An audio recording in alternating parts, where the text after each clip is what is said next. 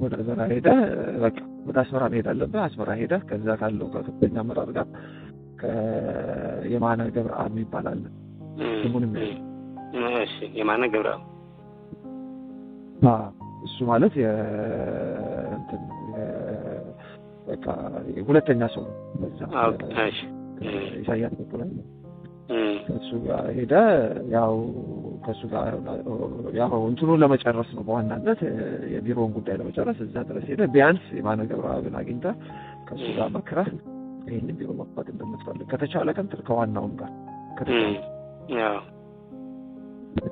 ከተቻለ ካልተቻለ ግን ከዋናው ማግኘት ካልተቻለ ቢያንስ ከማነ ገብረአብ ጋር ብቻ አስመራ ሄደ ይሄንን ጉዳይ መጨረስ እንዳለብህ መንገር አለብህ። እንደሱም ባጠቅስም እነሱም እኛን እንዴት አልፎ እንዳይሉ እንደውም ስምንም ባጠቅስ አስመራ ግን ድረስ ሄደ አስመራ ካሉ ከፍተኛ ባለስልጣናት ጋር የቢሮውን ጉዳይ መጨረስ እንደምትፈልግ አሁንም እኛ እየጠበቅን ያለነው ሌላ ድርጅት መስርተው እስከሚመጡ ድረስ መሆኑ ሌላ ድርጅት መስርተው ሲመጡ ለመነጋገር ፍቃደኛ መሆናችንን አንድ መሆን እንደምንፈልግ እስከዛ ድረስ ግን ቁጭ ብለን መጠበቅ እንደማንችል ትግል እያደረግን መጠበቅ እንዳለብን ትነግረዋለህ። በደንብ ታስረዳዋለህ።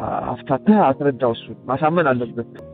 እንደገና ደግሞ እነሱ አሁን በብዙ ችግር ተጠምደዋል። በነገራችን ላይ በብዙ በውስጥም በውጭም ያው እንደምታየው ትሰማለህ ብዬ ታገኛለህ እንትን ማህበራዊ ሚዲያ ሰሞኑን አግኝቼ አላውቅም።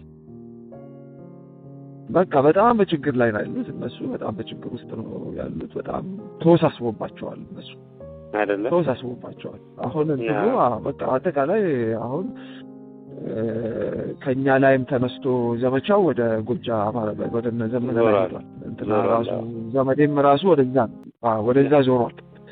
ሁሉ ነገር አሁን ከኛ ጋር ሳይሆን እነሱ ቤት ነው አሁን እሳት የተቀጣጠለው። እኛ ቤት እሳት ለማቀጣጠል ሲሰሩ እነሱ ቤት እሳት ተቀጣጥሏል።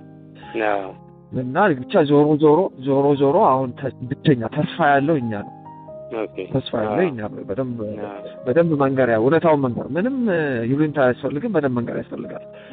ዞሮ እኛ ነን አሁን በቃ ብቸኛ የአማራን የአንድነት ጥያቄ የፋኖን አንድነት ጥያቄ መለስ ነው እኛ ነን። በተሟላ መልኩ አይደለም ግን ዞሮ ግን ከኛ የተሻለ ስብስብ የለም። ስለዚህ አሁን እኛ በውስጥ ያሉትን ድርጅቶች ትዘረዝርለታለህ።